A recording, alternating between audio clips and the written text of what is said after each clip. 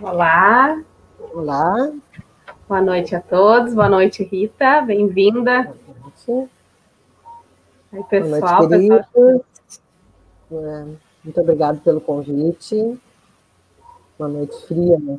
Gostosa, aquecida de coração, sempre, Sempre, né? É isso sempre. aí, pessoal. Que bom que o pessoal está chegando para a nossa live. Hoje, a nossa live vai falar sobre aprendizagem e inclusão, né, com a professora Rita Cóssio, também uma grande amiga aí da FADPEL, psicopedagoga, pós-doutora em estudos da criança, da educação especial, doutora e mestre em educação, professora docente, né, da UFPEL, e trabalha aí com a gente, né, com todo esse pessoal que trabalha sobre inclusão, né, as associações, como ontem a Débora falou, a Amparo, Sim, né, a Rita está sempre ajudando, apoiando a todos, né, então a luta, como a Débora falou ontem, ela é conjunta. E hoje sim. nós vamos ouvir belas palavras aí, então, da professora Rita. Tá bem, Rita? É contigo, Tá bom, então. querida. Muito obrigada, Luana. Uma boa noite a todos. É sempre um grande prazer estabelecer esses diálogos nos mais diferentes caminhos e aspectos. É muito bom. A associação está sempre também envolvida em uma série de ações importantes para suas famílias, crianças, professores e para a nossa sociedade. Então, sempre de forma coletiva e nos irmanando, ainda mais nesses tempos de agora, em que precisamos ainda mais de humanidade, de abraços mesmo que virtuais, e de ações que nos aproximem. Né? Então, é um grande prazer. E dialogar sobre a questão da aprendizagem em diferentes situações, em diferentes âmbitos, né? Até porque este é meu trabalho, meu estudo. Eu só peço desculpa que eu estou um pouquinho resfriada, é só isso mesmo, devido à mudança de temperatura, e às vezes a voz pode ficar um pouquinho falhada, eu peço um pouquinho de desculpa se caso isso acontecer. Mas se falar em aprendizagem, principalmente da criança, do jovem com síndrome de Down, nós precisamos analisar, e as gurias, a Gil e a Débora, foram brilhantes já nas suas falas, muitas coisas importantes que foram relacionadas, principalmente na concepção que nós tínhamos, o que se tinha e as concepções que nós temos hoje, né? A literatura médica trazia há anos atrás, até na questão de sobrevivência, na questão de saúde, né, que a pessoa com Down viveria até os 12 anos, ou um pouquinho mais, 16 anos. Também nos trazia na questão da aprendizagem como questões definitivas, assim, estigmatizadas, não aprendem, não se alfabetizam, tem a questão motora, tem a questão da deficiência intelectual, na época falar da deficiência mental, relacionado como uma pessoa que tivesse deficiência mental. Eu, assim como a Débora, né, a gente tem um percurso muito longo, né, de caminhada nessa área, e quando eu olho para trás, assim, penso que participei da regularização de 23 classes especiais de uma escola especial na cidade onde eu estava. Era o que nós tínhamos para o momento, eu não me coloco numa situação de achar, bom, erramos. Era o que nós fazíamos naquele momento, e pensávamos naquele momento ser o melhor. Quer dizer, entre o nada e alguma coisa, aquele alguma coisa, e para nós era importante, né? Aquele espaço, tanto da escola especial quanto das classes especiais, que traziam os alunos, as pessoas, para dentro de uma educação, mesmo que de uma forma que hoje a gente enxerga que não era mais adequada. Né? E o que nós tínhamos como ideia nesse período, né? Nesse momento? Trabalhar nos déficits, é exatamente isso, ou nas deficiências, como se chamava naquela época. Então, trabalhar nas deficiências. E se imaginava que, bom, o nome trazia o resto, né? Então, era autista, tinha uma característica. Era Down, tinha uma característica. Porque nós baseávamos muito na questão biológica, na questão genética, né? De qualquer transtorno, de qualquer síndrome. Então, todo Down terá ponto. Né? Todo aluno autista terá ponto. Todo aluno com paralisia terá tal ponto. E aí se trabalhava muito na ideia de reabilitação, não que não se trabalhe hoje em alguns pontos de reabilitação, mas eu digo na época era isso. O aluno só poderia ser incluído se ele reabilitasse aquilo que nós considerávamos como deficiência, né? Então, precisaria que ele superasse características para poder estar na escola comum. Então, se trabalhava em cima disso, né? Hoje se entende os avanços da neurociência, eu vou tentar não usar palavrórios muito difíceis da neurociência, mas explicar um pouco isso, nos traz que não é isso, né? Que não é mais assim, ou que isso que nós pensávamos não era a forma mais adequada pelo olhar de hoje. No olhar anterior era o que nós tínhamos. Então a aprendizagem era vista como para qualquer criança, para qualquer pessoa, como transmitir alguma informação e a pessoa absorver. E se tivesse qualquer questão nesse processo de aprendizagem, bom, a aprendizagem não aconteceria. Se ouviu por muito tempo, e muitas mães aqui, professoras, devem lembrar, talvez não sejam tão antigas quanto eu, mas devem lembrar. Ah, não se alfabetiza. É certo que não se alfabetiza. Vamos ensinar o nome. Não vai conseguir participar de uma atividade, porque tem a questão motora, não vai conseguir. Quer dizer, o não conseguir era muito forte. Então, tudo que se conseguia já era um lucro. E se baseava muito, e eu lembrando, assim, bem na nossa trajetória, muitas nas AVDs e nas AVPs, que é atividade de vida diária e atividade de vida prática. Quer dizer, a gente ainda trabalha hoje. Isso é importante, mas era o que nós fazíamos. Para que pudesse aprender a abrir uma tampa, aprender a abrir uma porta, aprender a comer, aprender a ir no mercado. Quer dizer, nós trabalhávamos isso, e não a perspectiva de uma escolarização, de um percurso acadêmico que desse conta da vida de outros âmbitos, que não fosse só exercer alguma função ou ter alguma condição de se colocar na sociedade e na família. Então, assim, era muito baseado na questão biológica, era muito no modelo médico, né? E muito pouco no educacional. O educacional vinha atrelado, né? Inclusive, nós tínhamos, assim, nessa época, e eu lembro disso, uma classificação nas próprias classes especiais, porque a escola especial atendia todas as crianças, já era uma coisa boa, atendia em horário inverso da escola, né? Mas as classes especiais também eram discutidas a partir de índices da deficiência, né? Então, quanto de QI, né, para tal, quanto de QI para tal, quanto de QI para tal. Em turmas muito próximas, né? Turmas muito homogêneas, em que as crianças eram colocadas por esses índices, tá? Que avaliava o quociente da inteligência. E aí, bom, então ele era educável, tratável, treinável, as pessoas devem lembrar bem dos conceitos que nós tínhamos, né? De educável, treinável, tratável. Então, o que se fazia conforme o educável, o tratável. Isso foi avançando com o tempo, né? Nós fomos buscando outros caminhos e as próprias educadoras especiais foram avançando na luta pela inclusão. Eu sempre digo que a própria inclusão partiu de mães e pais, de pessoas com deficiência e de professoras da educação especial, querendo mais, né? Porque a gente tinha o que a gente chamava de efeito ping-pong, o que era muito dolorido. A criança ficava na classe especial por um tempo, com os seus pares, e depois de um tempo, quando a professora percebia que ela já tinha algumas conquistas, colocava na sala de aula, e na sala de aula não havia uma adaptação para ela, tanto em termos de currículo, porque ela tinha feito um currículo separado, quanto em termos de socialização, porque ela tinha vivido na turma dos seus pares e não convivia muito, então o efeito ping-pong, ela voltava, né? Depois tivemos experiências também em Porto Alegre de escolas especiais muito grandes e que faziam um trabalho inverso, aceitavam outras crianças. Tivemos várias outras experiências.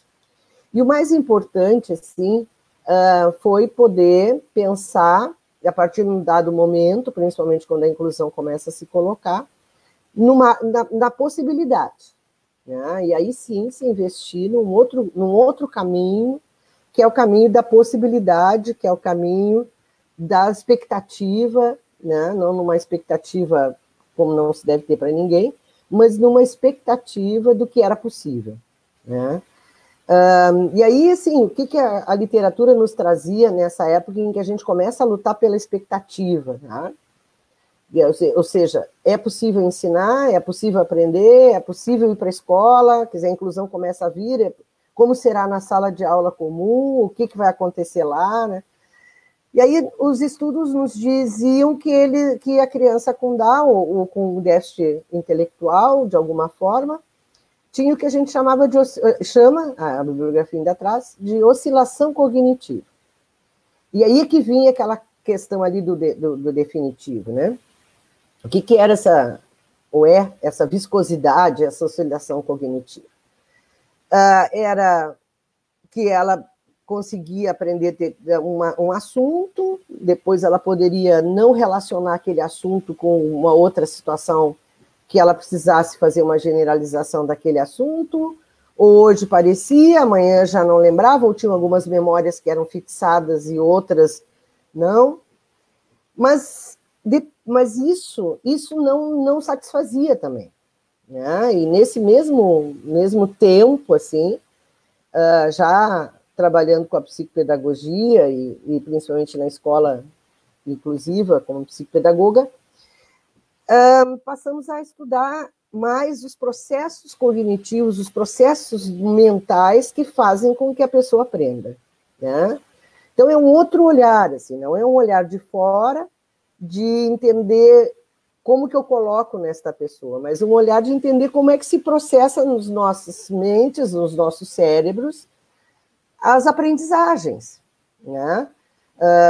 Nesse tempo também fui poder fazer um mestrado, onde comecei a trabalhar com diferentes áreas da educação especial, justamente por isso, na psicopedagogia, Down, paralisia cerebral, autista, etc., né, onde se buscava, então, entender os processos mentais, e já se foi bons aninhos, e como ensinar, o que fazer para ensinar, então, né? O que fazer? Então, se parte daquela ideia de, bom, não tem, ele só vai poder aprender se tiver, para compreender como era o processo dele, a singularidade deles e delas, como é que se processa isso para buscar, então, estratégias de ensino.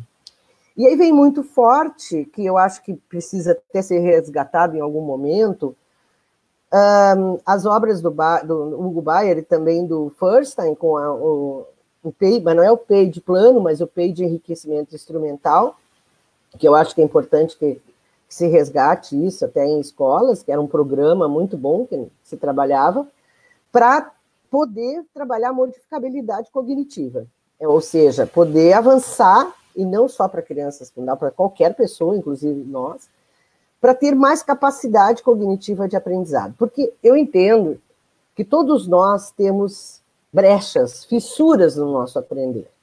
Tá? Todos nós, se pensarmos em termos de processo mental. Por quê? Porque as metodologias dos professores são diferentes, porque os interesses são diferentes, porque as salas de aula são diferentes. Então, uns conseguem ter mais uma significação para a leitura, outros para... Mas também ficamos com problemas de interpretação de texto, ou de cálculo, de compreensão de alguma área. Então, o aprender e o funcionamento cognitivo não é algo massivo e igual para todas as pessoas, porque vai depender de N fatores. Então, esse programa que tinha essa perspectiva de enriquecer, baseado muito em Vygotsky, em Luria, etc., de criar formas de mediação para que essa criança aprendesse, tanto na sala, que não era chamada de sala de AE, mas era a minha sala de psicopedagogia, hoje, ou sala de recursos, hoje poderia ser comparado, quanto na sala de aula. E aí, que eu quero passar essa experiência, até para depois avançar um pouquinho mais nessa compreensão, que nós criávamos, e todas essas questões hoje têm outros termos, que depois eu quero repassar para vocês, que era o planejamento colaborativo entre professor da sala de recursos e sala de aula. Então, o que se fazia? Assim como hoje a sala de recursos não pode ser aquela que ensina os conteúdos, porque quem ensina é a sala de aula, a sala de recursos é quem oferece os elementos para que aprenda na sala de aula. Tá? Oferece os elementos, por isso tem que se saber bastante dessa questão cognitiva, de entender isso, para oferecer o suporte para que a criança, então, aprenda junto com seus pares na sala de aula. Mas ela precisa ter esse suporte planejado conjuntamente. Então, para esse primeira criança com Down, que foi um dos primeiros objetos de estudo longitudinal, assim, de processos mentais, como era, cara, na situação singular dele, ele tinha mais dificuldade de poder, por exemplo, ter um texto inteiro e ele interpretar todo o texto, quando ele chegava no segundo parágrafo, não sei se acontece com muitos alunos e dos filhos, não necessariamente por ter Down, qualquer criança, quando chegava no segundo parágrafo, ele já não lembrava mais do primeiro, quando chegava no terceiro ou no final do texto, já não lembrava mais do que estava sendo falado. E aí nós tínhamos alguns esquemas, a mesma coisa os algoritmos, o cálculo matemático, né? Quando chegava no fim do cálculo, ele já não lembrava mais como é que fazia. Então nós tínhamos situações, tipo pastas de desenvolvimento, fichas, em que isso era usado para toda a turma, muito mais para os alunos com necessidades especiais, em que eles, junto conosco, comigo na sala, e na sala de aula com a professora, nós fazíamos todo o rito, ele escrevendo ou desenhando, de quais os passos para resolver o algoritmo da adição, por exemplo, ou para a produção de um texto. E essa ficha era utilizada na sala de aula como uma estratégia no momento que tinha que, para TDAH era muito bom também, no momento que tinha que resolver o cálculo. E isso ficava na pasta que todos tinham também, né? E que à medida que nós conseguíssemos ir avançando na questão cognitiva, nessa modificabilidade cognitiva, aquelas fichas iam deixando de ser usadas e outras eram sendo criadas, né?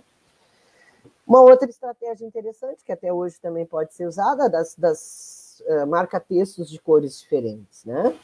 Então, marca-texto marcava com cores onde estava a tarefa, onde tinha terminado, ou também quadrinhos dessa questão do texto, em que ele desenhava a cada ponto o que estava vendo no texto, depois conseguia interpretar. Ou desenhava para depois escrever, ou escrevia e depois desenhava.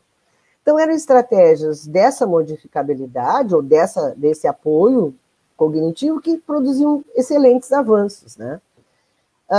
É óbvio que naquele momento não se tinha o conhecimento todo que se tem hoje na neurociência. A neurociência hoje nos ajuda e muito a entender esse processo todo de funcionamento cerebral. O nosso cérebro, ele é fantástico, e isso nos deu a condição de entender por que se afirma que a inclusão é desenvolvimento, é cognição. Por que a gente afirma isso hoje? Por quê? Porque o nosso cérebro precisa de ser desafiado permanentemente. Nós não podemos não estar sendo desafiados de alguma forma. É claro que nós buscamos, e até por uma competitividade cerebral, e o nosso cérebro compete com ele próprio, com as suas conexões, nós buscamos sempre o que é mais fácil. E nós buscamos aquilo que já estamos acostumados a fazer. Tá? Mas isso não nos leva à frente. Isso não nos leva no avanço. Nós precisamos ser permanentemente acomodados, estimulados, desafiados. E o convívio com diferentes pessoas, em diferentes situações, ativa o nosso cérebro a buscar solução para aquilo que ele está vivendo. Por isso os neurocientistas hoje defendem tanto a inclusão, seja ela da forma que for, porque é entre os desiguais que nós vamos ser desafiados. Mesmo que, claro, não em todos os momentos, mas estão falando em termos de escola, né? Então, assim, a concepção atual que nós temos não é mais da não condição. Então, isso tem que ser ponto pacífico. Já não era nesse tempo da modificabilidade, mas ainda havia aquela ideia, assim, um pouquinho, bom, até onde vai, né? Mas hoje nós não temos mais essa concepção da definitude, da não capacidade. O que nós temos que entender? É que não é só centrado no indivíduo, é na pessoa, no seu cérebro, mas o seu cérebro recebe influência de tudo. Nós estamos permanentemente sendo influenciados por todas as situações. Pela nossa família, os nossos amigos, o que a gente vê na TV, o que a gente vive, todas essas situações nos constroem enquanto cérebro. Então, primeiro cai por terra aquela ideia, Down é assim, autista é assim. Por quê? porque cada um vai ter a sua história. Então, não pode se massificar e pensar que todos aprendem da mesma forma. Ponto. Tá? Não vão aprender. Ninguém aprende da mesma forma. Mesmo os neurotípicos. Então, cada um vai ter o seu percurso de aprendizagem. E este percurso de aprendizagem está diretamente relacionado com toda essa história de vida. Então, a história da família, os estímulos precoces que possa ter vivido. Tá? Por quê? Porque o nosso cérebro, ele busca isso, e nós tínhamos uma ideia também do cérebro localizacionista, ou seja, cada coisa se tem uma área do cérebro. Tá? Então, uma só da linguagem, outra só do campo lógico. Isso veio por terra depois também, a partir de várias experiências que foram sendo feitas, e se entendeu que ele é funcional, ou seja, ele trabalha em compartilhado. Ele não trabalha só isolado, ele trabalha partilhado. Para falhar, eu preciso várias áreas, para identificar cores, eu preciso várias áreas, para tudo eu preciso de várias áreas cerebrais. Tá? Então, mesmo uma pessoa que tem uma paralisia cerebral, que não é paralisia, mas né, que tem uma área do cérebro que tem algum déficit por um acidente, ela vai encontrar outros caminhos para poder aprender. Mesmo com aquela área que possa não estar em pleno. Então, não existe isso de que todos fazem a mesma coisa, porque o cérebro trabalha conjunto. E temos alguns conceitos que, para nós professores e para pais, são fundamentais, como o da plasticidade cerebral. Principalmente para nós, para mim, que estou chegando numa certa idade também. Que é essa plasticidade, quer dizer, o meu cérebro sempre encontra saídas. Vamos imaginar uma criança. Nasceu, e se trabalhou todas as estimulações e as intervenções precoces e a estimulação essencial desde sempre. Ele conviveu com seus pares, a família estimulou, ele viveu na escolinha também, uma escolinha ótima que fez a estimulação, toda a questão motora, que é importante, a gente sabe disso, né? As hipotonias, então trabalhou a questão motora, trabalhou a questão da linguagem, trabalhou todas essas as situações cognitivas, tá. Muito bem. Essa criança, ela não vai parar por aí, não pode parar por aí, porque o cérebro dela precisa sempre de outros estímulos. Vamos imaginar que essa criança tenha vivido isso. Só que depois ela foi colocada num outro espaço que não foi mais estimulado. Tá? Não foi mais tão estimulado. Aquelas áreas cerebrais que não seguiram sendo estimuladas, elas vão se desconectando. Tá? Nós temos um fenômeno na neurociência chamado poda, que depois até a gente pode explicar um pouquinho. Então, vai se desconectando. Então, aqueles estímulos não é que se percam, mas eles vão se desconectando. Então, pode que depois ela precise de toda a estimulação de novo. Então, assim, agora vamos pegar um outro caso. A criança que não foi estimulada. Tá? A criança que não recebeu esse estímulo, por uma questão social, por uma questão financeira, seja lá de que ordem for, ela não sofreu, não conseguiu ter esses acessos, tá? Isso significa que nunca mais, que eu vou tê-la lá na escola, ou com 12, 13, 9, 10 anos, nunca mais, não vai acontecer mais. Não é verdade. O nosso cérebro, pela sua plasticidade, ele vai encontrar formas. Sempre vai encontrar formas. Desde que a gente saiba como provocar essas formas, claro. Mas ele sempre vai encontrar uma saída. Tá? Desde que estimulado, desde que tem que questionado, desde que conflituado para buscar essa saída. É bem o caso assim, ó. Eu vou dar 2 exemplos, inclusive de um dos livros que eu estava lendo, que eu estudo muito, eu gosto muito, até posso indicar para vocês depois. Eu tenho vários aqui sobre neurociência, mas tem um que eu gosto bastante, especial. E ele cita o exemplo de uma estrada. Tá? Nós vamos sempre pela mesma estrada, todos os dias. Então, nós já sabemos, nós nem pensamos mais o que temos que fazer em relação àquela estrada. Nós já vamos, no automático, na memória de trabalho, como se diz. Só que um dia, nós chegamos para fazer a mesma passagem e a estrada está interditada. O que acontece conosco? quando a gente chega nessa estrada interditada? Primeiro, o choque. E agora? O que eu vou fazer com isso? Eu tenho que ir trabalhar, então eu tenho que passar de alguma forma. Não vou poder passar aqui, ela está interditada. Então eu vou ter que voltar e pensar todas as possibilidades de caminho que eu possa ter para chegar lá onde eu preciso. Esta é a estimulação que eu falo.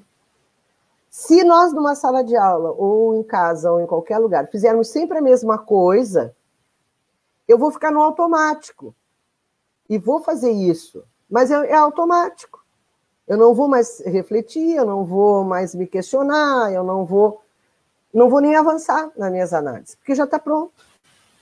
No momento que aquele conflito cognitivo, como a gente chama, é posto na nossa frente, porque eu preciso solucionar de alguma outra forma, eu começo a buscar na minha mente, no meu cérebro, tudo que eu sei sobre. Todas as estruturas possíveis que eu vivi desde sempre, para dar conta daquela situação nova que se coloca, que se apresentou. No momento que eu faço isso, uma nova estrutura mental é construída, uma nova rota, um novo caminho. Isso é ensinar para qualquer criança em sala de aula. Não é fazer a mesma coisa o tempo inteiro, não é só memorizar, é criar essas situações em que ela precise ir por outras rotas. Então, esse é um exemplo que eu gostaria de explicar para isso, das rotas cerebrais, de buscar outros caminhos e de sempre estar estimulando a pensar sobre.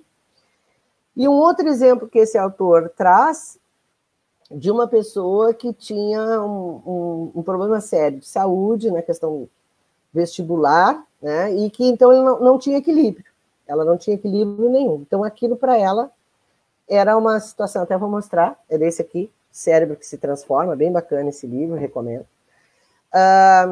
Então, ela não tinha equilíbrio, ela vivia insegura, ansiosa, porque ela não tinha equilíbrio. E a gente, às vezes, despreza esse nosso sentido do equilíbrio, né? Ele é muito importante para nós, senão a gente não consegue se manter. E até para escutar, para tudo, a gente tem que estar.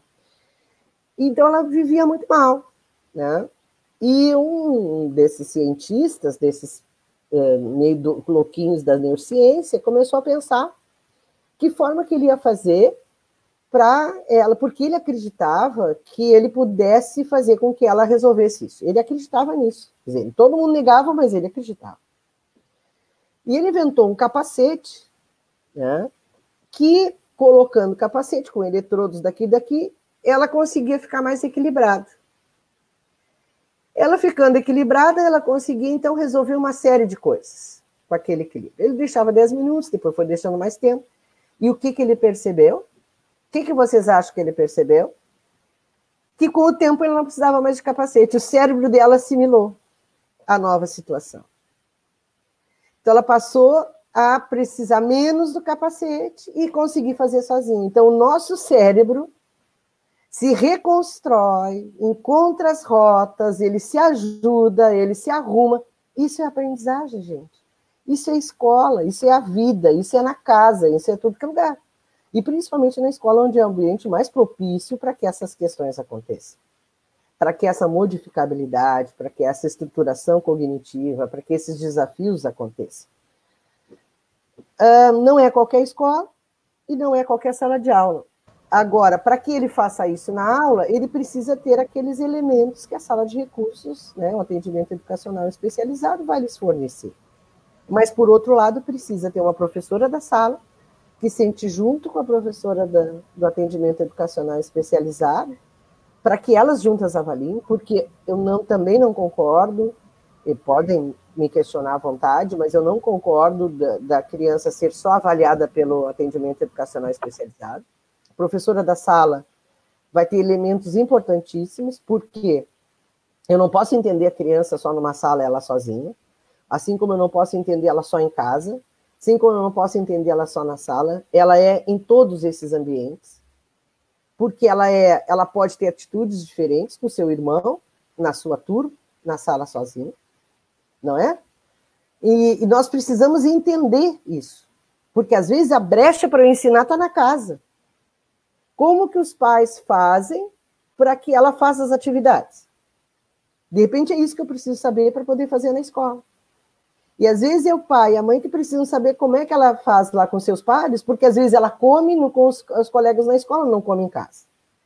Ela usa o banheiro na escola, não usa em casa. Usa em casa e não usa na escola. Quer dizer, eu preciso entender tudo isso. Então, eu não posso contar só com a professora do AE numa situação só ela e a criança. Eu preciso, para poder fazer isso, fazer o planejamento que a gente chama de planejamento colaborativo. Uma avaliação muito bem feita no tripé, que eu sempre falo, para qualquer situação de aprendizagem, né? É o tripé, avaliação, planejamento e intervenção. Esse é o tripé. Eu tenho que ter uma avaliação bem detalhada. Como é em casa, o que acontece, quem são as pessoas referência, vai na praça, não vai na praça, é o vô e a avó que consegue, quem é que faz o tema com a criança, quem é que acorda, quem é que dá o leite, né? Na escola, como é recreio, pátio, tá? E todas as situações em que a gente avalia a criança, para depois, então, planejar. Para isso, eu preciso não trabalhar só pensando na questão conteudista, mas também como vou desenvolver o conteúdo. Outro ponto que eu sei que as pessoas sempre me perguntam, e depois teve uma outra experiência aqui no livro, mas não vou relatar, mas de uma pessoa que tinha a questão visual também, que eu sempre afirmo que a gente não vê com os olhos e sim com o cérebro. O nosso cérebro é que vê, o nosso cérebro que escuta, é o nosso cérebro para tudo.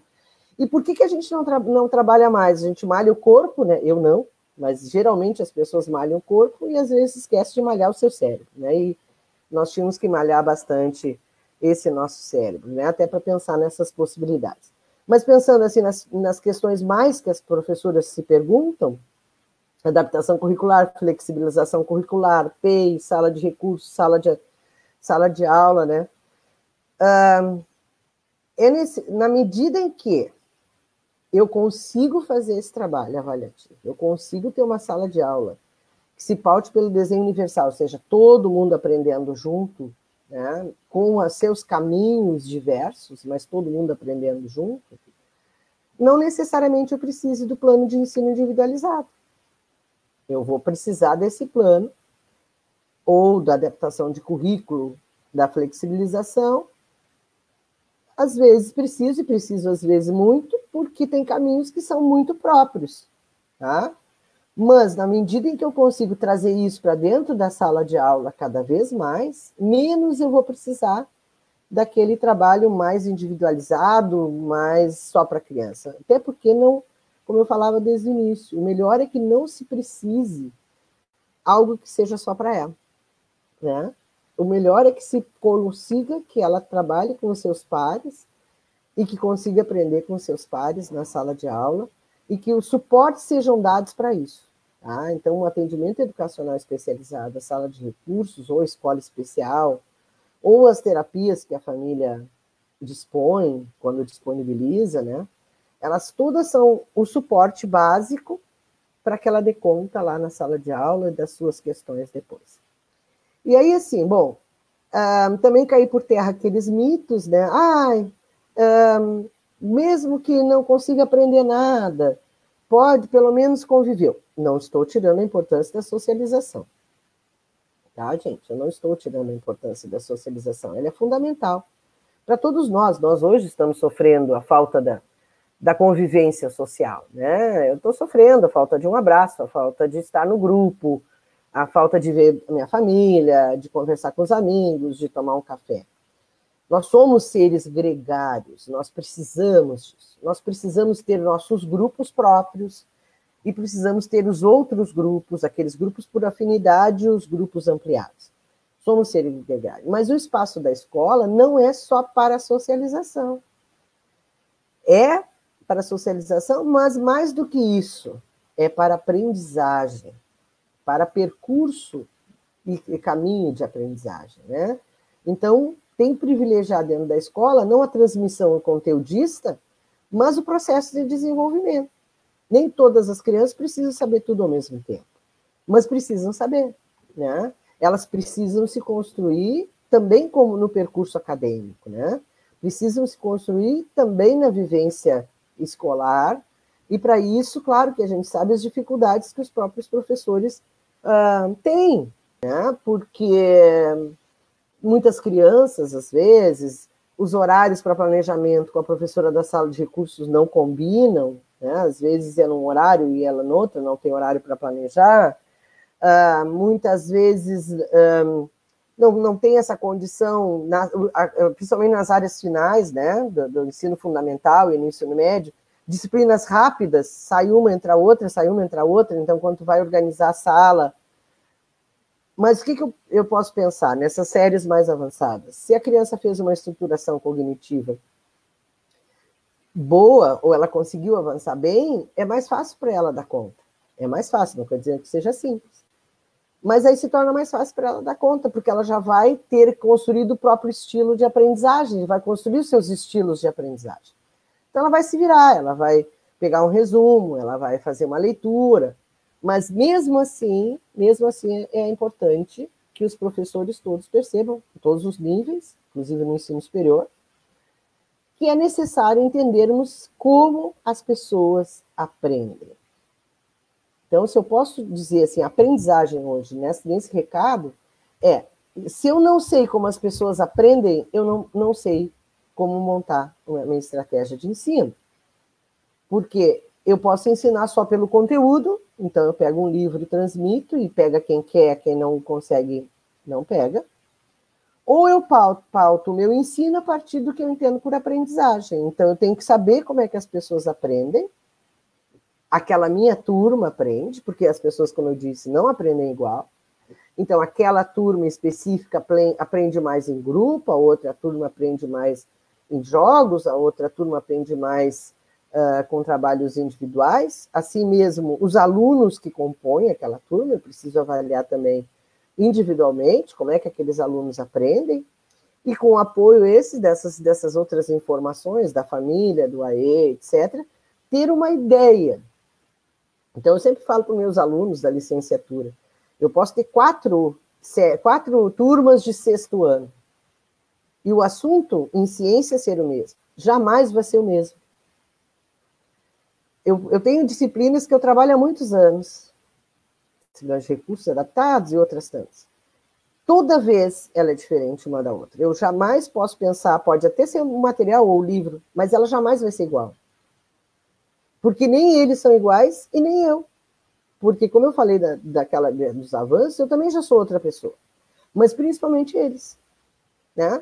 Eles têm outras histórias, outros caminhos, outros percursos, então eu também tenho que pensar sobre isso. Né? O que eu vou fazer para aquela turma, para aqueles alunos? Né? E a gente vê ainda colegas e mães e pais e amigos, as dificuldades que as pessoas ainda têm. Né? As dificuldades que as pessoas ainda têm para poder sentir, para poder entender que não é só é um direito. Estar na sociedade, estar na sala de aula, ter um trabalho, ter uma vida, ter autonomia, é direito de todo cidadão. A nossa Constituição de 88 diz que a educação é um direito subjetivo. Ser direito subjetivo significa que não é escolha. Eu sou brasileiro, eu tenho direito. Claro que depende do tipo de educação, depende do tipo de escola, mas eu tenho que estar lá. Ser educado, aprender é um direito. Mas não basta ser um direito. Não basta eu ter o direito e estar lá. É como eu sempre falo, acessibilidade é uma coisa, inclusão, nem sempre acessibilidade é inclusão. Porque aceitar o aluno na sala de aula e na escola é dar acesso, é convidar para o baile, como a gente diz. Mas ele só pode ser convidado e não dançar junto? Então, acessibilidade, te dar acesso, eu posso confirmar que tu não é capaz. Eu tenho que ter muito cuidado com isso. E eu falava muito isso quando eu estava ainda no NAE. O acesso, se eu não oferecer todas as condições para que a pessoa aprenda, derrubando todas as barreiras, seja comunicacional, arquitetônica, atitudinal, pedagógica, né? Se eu não derrubar as barreiras, eu vou estar reforçando a incapacidade. Eu estou dizendo, olha, eu te dei a chance, mas tu que não é capaz. E o conceito que se tem hoje, retomando, ainda que eu falava antes que a gente tinha aquela ideia médica, o conceito que se tem hoje é biopsicossocial. Não é a pessoa só, a questão de ter uma síndrome ou ter um transtorno. Ela é muito mais que isso. Ela é muito mais que isso. Mas tem barreiras que precisam ser superadas. Então, eu vou aceitar um aluno que tem cegueira numa sala de aula e não vou trabalhar braille nem nada que ele possa ouvir? A incapacidade é dele? Não é. A incapacidade é do meio que não soube prover para que ele tenha condições de aprender. E isso tem que ser pensado em todas as deficiências. Para todo o público-alvo da educação especial, gente. Que a incapacidade não está na pessoa. Não se tem mais o conceito de incapaz. Não se tem. Se tem o conceito de singular, de percurso próprio. E que cabe a nós enxergar que percurso é esse e o que precisa esta pessoa para derrubar as barreiras, para prover o que ela precisa.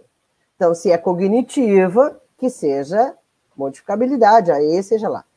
É arquitetônica, que seja arquitetônica. Se é de tecnologia assistiva, que seja de tecnologia assistiva. Porque se eu não fizer isto, eu estou reafirmando a incapacidade. Eu estou te aceitando aqui, mas estou mostrando que tu não pode estar. E tu não pode estar porque tu não é capaz. Bom, mas tu não é capaz por quê? Porque eu tenho um conceito do que é capacidade e eu não estou modificando para ti.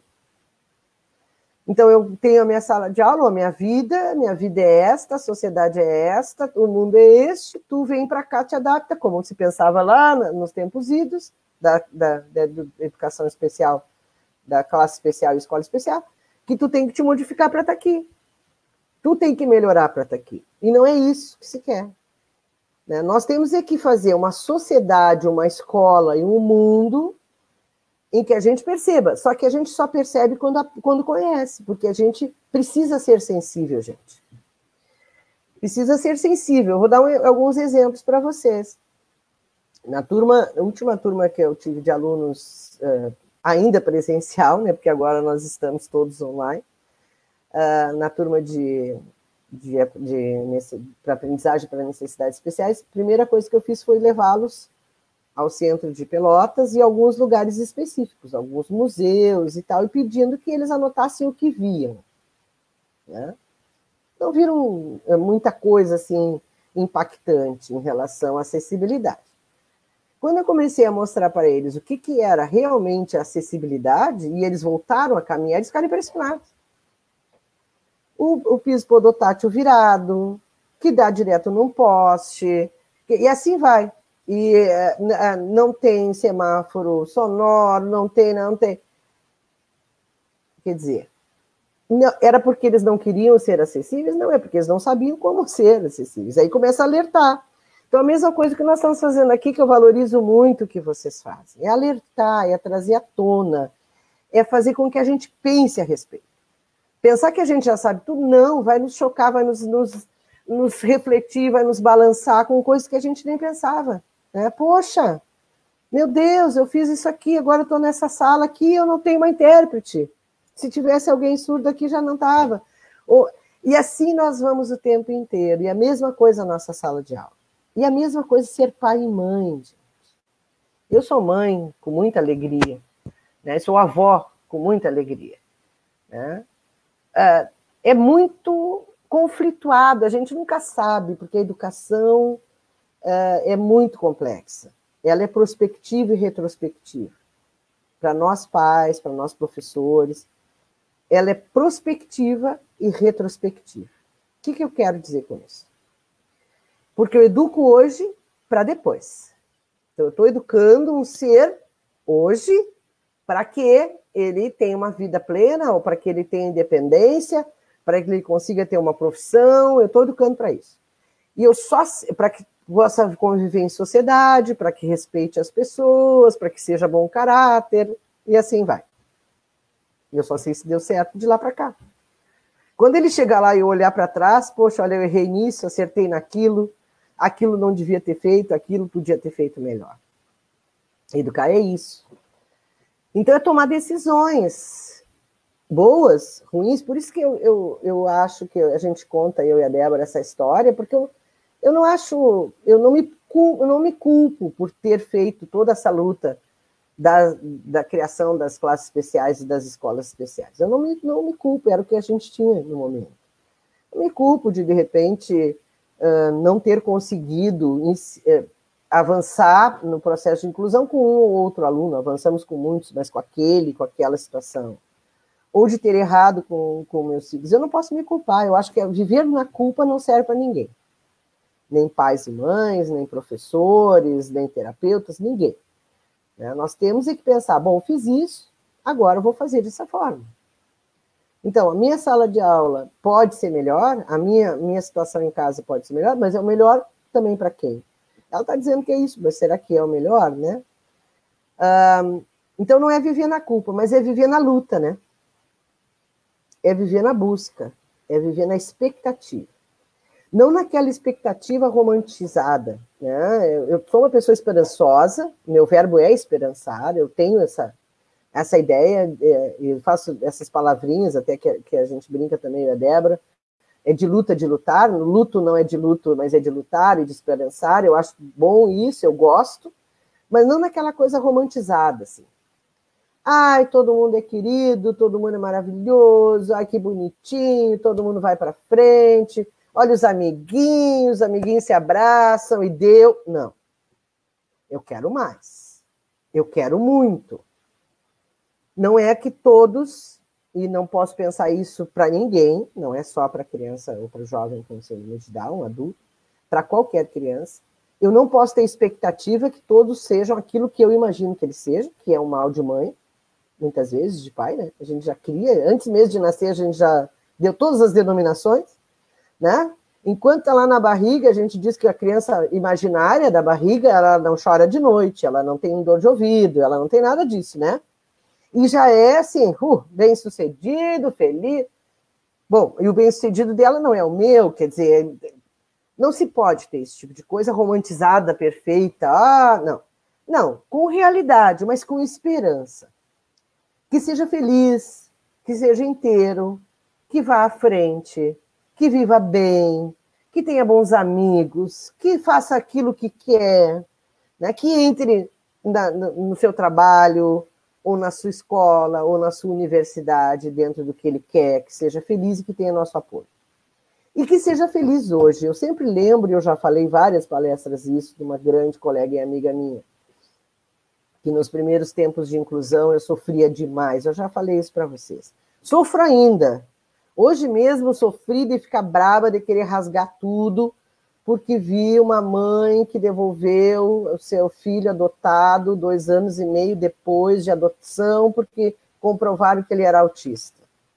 E ela adotou a criança tem 2 anos e meio, e ela devolveu a criança. Eu fiquei furiosa, eu me indigno, gente. Eu fico furiosa, eu me rasgo, eu brabo, eu choro, eu me emociono, porque eu sou muito sensível com essas coisas. E temos que ser, né? Porque somos humanos. Mas essa sensibilidade não me impede de enxergar algumas coisas e nem de ser firme para determinadas coisas, né? Nós temos que pensar que, por exemplo, um filho, eu não posso criar um filho para mim. O mundo vai precisar tomar conta dele também, né? Eu vou ter que ter elementos para que ele tenha vida nesse mundo, né? Eu preciso disso. Por mais que isso me doa.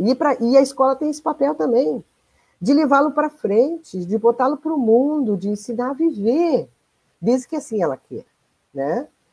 Assim como nós, pais e mães, temos que ensinar a viver, por mais raiva que dê. Então a gente se indigna que as coisas às vezes não funcionam, mas já se cresceu tanto ao mesmo tempo, né? Nós crescemos tanto, poxa vida, desde que se começou a falar em inclusão nos anos 90, para hoje, olha tudo que já se fez. Olha tudo que a legislação já nos trouxe de direitos. Não está funcionando tão bem quanto a gente gostaria? Não, vamos lutar por ela. Vamos lutar por isso. Eu penso assim, gente, aqui uma troca com vocês, assim, num diálogo de quase que irmãs, né? Eu penso que esse tempo de parada não foi por acaso. Até para isso, assim. Porque eu fico pensando como é que vocês, mães e pais e professores, estão vivendo esse tempo de pandemia. Né? Não só na questão de trabalho, questão financeira, né? Mas por um lado é bom, a gente vamos ver aquela parte, ficamos em casa, ficamos mais perto dos filhos, podemos ter mais convívio, mas ao mesmo tempo eu fico me perguntando, né? Porque sem os avanços, sem os estímulos, sem algumas coisinhas podem também circular em manias que já foram vencidas, volta a usar fralda, deixar de usar o banheiro, ter birras e falta de horário para dormir. Isso também deve chocar bastante as mães e pais, deve deixar muito angustiados. Fora o fato de que é uma outra angústia, e por isso eu estou repartindo com vocês, das aulas remotas. Como que os alunos, público-alvo da educação especial, estão recebendo as aulas remotas? Era isso até que eu estava pensando desde umas outras falas tuas mais adiante. Que assim, ó, toda essa mudança, né? Toda essa função, e aí esse cérebro vai ter que começar tudo de novo. Tudo do zero. Tudo de novo. Vai ter que começar. Tudo diferente. E isso nós podemos ir trazendo agora, tá, gente? Por isso eu estou pedindo para os pais e para os professores que estão me ouvindo, e as professoras do atendimento educacional especializado, porque as professoras do atendimento também precisam estar ajudando esses professores a... Mas não é material separado. Eu vi esses dias, eu digo que eu fico brava e rasgo e fico... Eu vi o material de uma aula e para o aluno para o público-alvo da educação especial. Não, é o material da aula. Então, para o aluno que tinha uma deficiência intelectual, eram bolinhas para recortar, e para o resto da turma era um conteúdo lá. Isso não tem cabimento, isso não é inclusão. Não, fora que esse professor, ele vai ter mais outro aluno, né? Porque daí ele vai ter que ensinar esse pai a ensinar esse filho. Isso. E né? Pensar nisso também. Então, ele precisa pensar com a professora do atendimento educacional especializado que material ele manda para aquele aluno de deficiência intelectual que ele sentava perto dele e ajudava a fazer. Ou tinha um tutor, ou vinha da sala de recursos. Né? E outra, nós não temos elementos de tecnologia assistiva. De repente, o aluno cego já não vai conseguir, porque não vai estar lá o programa. Não vai... Isso me angustia bastante, gente. Já me angustia para o aluno neurotípico, que tem que estudar em casa, numa coisa sem o professor. Às vezes com pais, né, e mães que ficam as tardes inteiras ensinando vários filhos, e outros que não são nem letrados, né? Que não tem nem como ensinar, ou não tem acesso à internet. Isso me preocupa bastante. Mas, aliado a isso, me preocupa o aluno que tem qualquer deficiência, que é um transtorno, ou que tem TDAH, que tem dislexia, como que esse ensino remoto está chegando para ele. E também o que falaste, Luana, esses pequenos retrocessos que o nosso cérebro vai dar. E ele faz, é a competitividade cerebral, gente. Isso nós vamos fazer o tempo inteiro. Nós sempre queremos o caminho mais fácil, nós trabalhamos por classificações, tá? E nós sempre vamos querer o caminho mais fácil. Aquilo que eu já sei fazer, aquilo que já me dá prazer, mesmo que seja velho, mesmo que seja ruim, mesmo, né? Mesmo que seja aquele chinelo que já não... É aquilo que a gente vai querer. Só que isso não faz crescer. Né? Só aquele sofá, só aquele... Né? Até, inclusive, entorta a coluna. Eu preciso ir à frente. Só que o nosso momento de pandemia, eu sempre digo que parece o mesmo dia sempre. A gente acorda e não parece que o mundo não muda. Nós estamos há 2 meses do mesmo dia. Parece o filme aquele, mano, Nome da Marmota, sei lá como é que é o nome do filme, que a gente acorda e repete o mesmo filme, né? Imagina para a criança, que precisa dessa estimulação para o seu desenvolvimento. Nós já temos um desenvolvimento e ainda assim retrocedemos, porque o nosso cérebro vai parando. Então, nós temos que estar buscando saídas, buscando coisas para modificar. O nosso cérebro trabalha por modificações, por estímulos. Então, fazer coisa diferente cada dia, ir para um sol, seja lá, não pode sair, mas faz um tricô, que agora voltei a fazer, do meu jeito, mas para poder acelerar meu cérebro. Uma palavras cruzadas, faz alguma coisa. E a criança também. E também organiza a vida dela, para ela saber que ela tem que ir para a escola e que ela tem algumas coisas diferentes da escola. Organiza isso, porque depois o retorno vai ser mais complexo. É toda uma adaptação nova, é todo um sair de casa do seu mundo, é voltar a ser conflituada, e ela pode reagir bastante. Não, porque não é umas férias, né? não, Você vai se preparando para chegar às férias e aí nas férias tu dá uma descansada, daqui a pouco já começa a trabalhar, vão retornar. Agora, nesse momento, a gente nem sabe quando vai retornar para ir trabalhando isso. Então, está totalmente perdida. As férias é aquela pausa que tu precisa ter, porque a nossa cabeça também precisa disso, né? No dia e também. Mas agora não se sabe, então tu não consegue nem fazer, como eu sempre sugiro nas férias para as crianças, para os pais das crianças com autismo, mas também para outras, que tem aqueles quadrinhos, vai marcando para ir criando a expectativa do dia da volta, né? Só que agora não tem. Não tem como marcar. Então vamos fazer em casa coisas diferentes. Procurem um conselho. Mesmo que tenham as atividades da escola, mesmo que venham as atividades, tá? Mesmo que venha de uma forma boa, que tenha a professora do atendimento educacional especializado orientando. Além disso, vamos fazer uma coisa diferente. Vamos ensinar para a criança alguma coisa diferente, vamos fazer alguma coisa diferente com ela. Eu tenho visto experiências, assim, que não quer dizer que a gente copie, mas muito legais, de crianças que aprenderam a desenhar, aprenderam a pintar, estão fazendo karaokê, então, outras coisas, estão trabalhando no pátio, porque aí o nosso cérebro, o arejar o nosso cérebro é aprender coisas novas. Nem que seja fazer uma comida diferente, nós temos que fazer, né? Nós temos que fazer para que o nosso cérebro entre em atividade, porque isso gera, além de tudo, pensando na pandemia, mas pensando nas aprendizagens futuras, e gera essa queima, essa destruição neuronal, gente.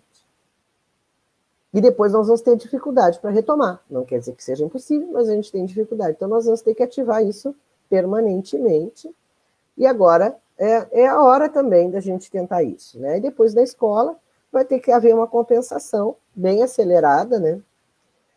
Não conteudista, e aqui eu não estou falando em conteúdo, informação, não, mas é de cérebro mesmo, para que as crianças voltem ao ritmo e possam depois aprender com mais facilidade.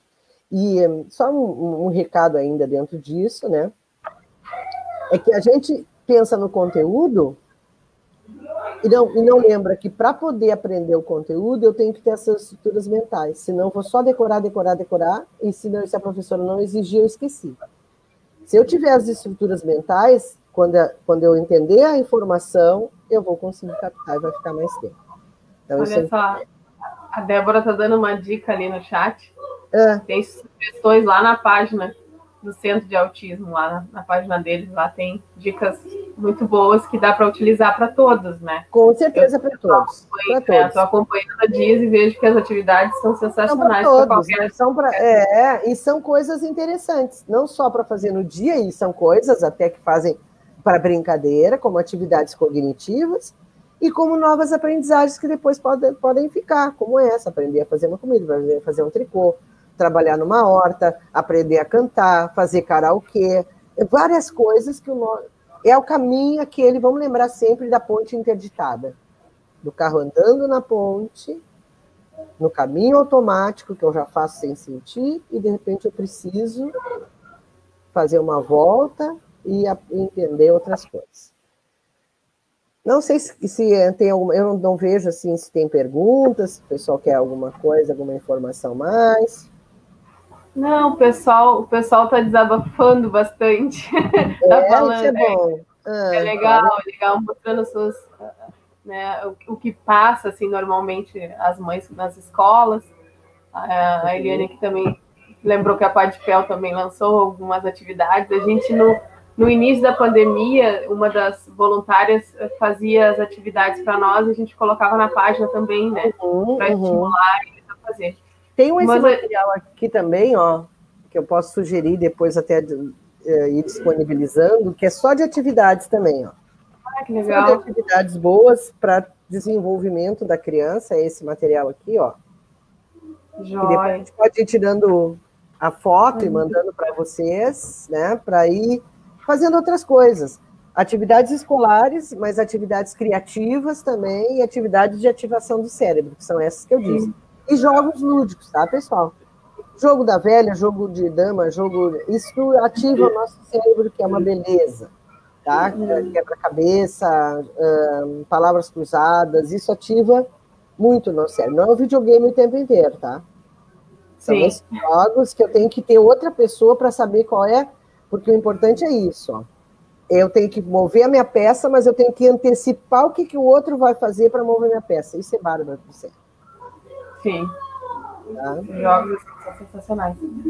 E a Kátia também lembrou, né, que, como eu estava falando, a gente estava colocando essas atividades, daí a gente deu uma parada, porque como a gente estava com 2 voluntárias trabalhando remoto com a gente, e elas começaram a focar naqueles que estavam tendo mais interesse na associação, o pessoal da associação. Então acabou passando para o WhatsApp, e aí a gente acabou não colocando mais nada na página, né? Mas quem sabe com a dica da Kátia e da Eliane, a gente volta a fazer isso. E tem coisas muito bacanas. Eu vi pranchas também de informações para quem precisa, mais adultos e adolescentes, às vezes não verbais também, para ter uma consulta médica na pandemia, materiais para isso, para que saiba se proteger, informações específicas para proteção para adultos que estão morando sozinhos e não sabem como fazer. Então, são coisas que a gente hoje, como eu disse, nós estamos vivendo momentos que nós precisamos humanidade e solidariedade. A sociedade hoje se percebe que de nada vale nada se nós não cuidarmos de nós, da nossa vida e do nosso outro, né? Da outra pessoa. Então, é o momento da solidariedade, da ajuda coletiva, né? De se pensar um no outro, de viver junto. É isso aí. É isso aí. Então tá, Rita. Agradeço mais essa oportunidade e estamos à disposição sempre, tá bom? Tá bem, então eu agradeço em nome da Padpel, agradeço em nome de todos que estão aí nos observando neste momento. Fiquei muito feliz por essa nossa conversa. Acredito que a semana que vem eu já tenho mais uma live aí com a Desirê, que é terapeuta ocupacional. É ótima também, maravilhosa. Voluntária lá da Padpel. Tá bom. E aí nós vamos falar um pouquinho aí do trabalho dela, né, do quanto é importante também para as pessoas com deficiência a terapia ocupacional. Com certeza. Sim, eu agradeço de coração por ter abraçado essa com a gente. Tá? Um grande beijo. Fiquem bem, se cuidem, tá, queridas e queridos? Tá bem. Boa noite a todos. Boa noite.